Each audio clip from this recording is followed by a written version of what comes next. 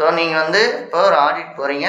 Audit போகிறப்ப வந்து ஒரு சிங்கிள் பேஸ் வெல்டிங் மிஷின் வந்து ஒரு பைப்பை வந்து ஜாயின் பண்ணிகிட்டு இருக்காங்க உயரத்துலன்னு வச்சிங்களேன், by using the scaffolding.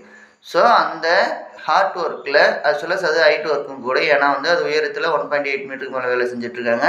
So அந்த ஹார்ட் ஒர்க்கில் நீங்கள் வந்து சப்போஸ் வந்து வெல்டிங் மிஷினை வந்து செக் பண்ண போகிறீங்கன்னா எப்படி என்னென்ன பாயிண்ட் செக் பண்ணணும். ஃபஸ்ட்டு வந்து அந்த வெல்டிங் மிஷினுக்கு சப்ளை வர எலக்ட்ரிக்கல் சப்ளை வர அந்த கேபிள் வந்து ப்ராப்பராக இருக்கா, அது சொல்ல வந்து RCCB residual current circuit breaker 30 milliamps மூலமாக கனெக்ஷன் எடுத்துகிட்டு வந்திருக்காங்களா. அதேமாதிரி வந்து கேபிள் வந்து 2.5 மீட்டர் உயரத்துக்கு மேலே எடுத்துகிட்டு வந்துருக்காங்களா, ஃபர்ஸ்ட் பாயிண்ட். நெக்ஸ்ட்டு வந்து பாசிட்டிவ் அண்ட் நெகட்டிவ் எலக்ட்ரோடு ரெண்டுமே வந்து ப்ராப்பராக இருக்கணும்.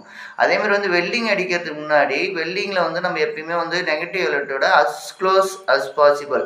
இப்போ ஒரு மிஷினில் போய் நீங்கள் ஒரு எக்யூப்மெண்ட்டில் போய் இல்லைனா ஒரு ஆப்ஜெக்டில் போய் வெல்டிங் அடிக்கணும்னா அந்த ஆப்ஜெக்ட் பக்கத்திலே முடிஞ்ச அளவுக்கு நம்ம நெகட்டிவ் எலக்ட்ரோட கொடுக்கணும். அப்போ தான் வந்து நம்மளுக்கு ப்ராப்பரான எர்த்திங் கிடைக்கும்.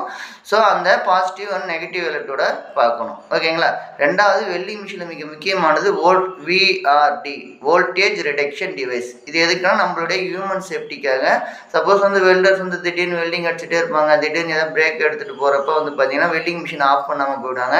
ஸோ அதனால் என்ன ஆகுனா ஓப்பன் சர்க்யூட் வோல்டேஜ் வந்து கொஞ்சம் 80 to 110 வோல்ட் இருக்கும். ஸோ அப்படின்றது வந்து அது அந்த அளவுக்கு இருந்ததுன்னா அன்ஃபார்ச்சுனேட்லி ஏதாவது கேபிள் கீன் கட் ஆயிருந்தா ஹியூமனுக்கு வந்து ஷாக் அடிக்க வாய்ப்புகள் இருக்குது.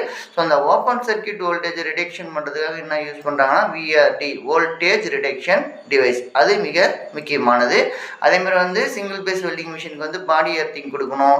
சப்போஸ் வந்து உயரத்துலேருந்து வேலை செஞ்சிங்கன்னா மேலேருந்து வேலை செய்கிறப்ப வெல்டிங் ஸ்பேட்டர்ஸ் கீழே விழாமல் இருக்கிறதுக்கு வந்து என்ன பண்ணணும்னா ஃபயர் பிளாங்கெட் கொடுக்கணும்.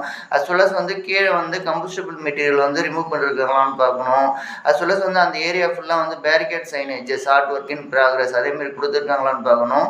ரெண்டாவது வந்து ஒரு ஃபயர் வாட்சர் இருக்கணும். அஸ் வெல் அஸ் வந்து என்ன பண்ணணும்னா ஒரு ஃபயர் எக்ஸ்டிங்விஷர் வச்சுருக்கணும். ஓகேங்களா. தேங்க்யூ.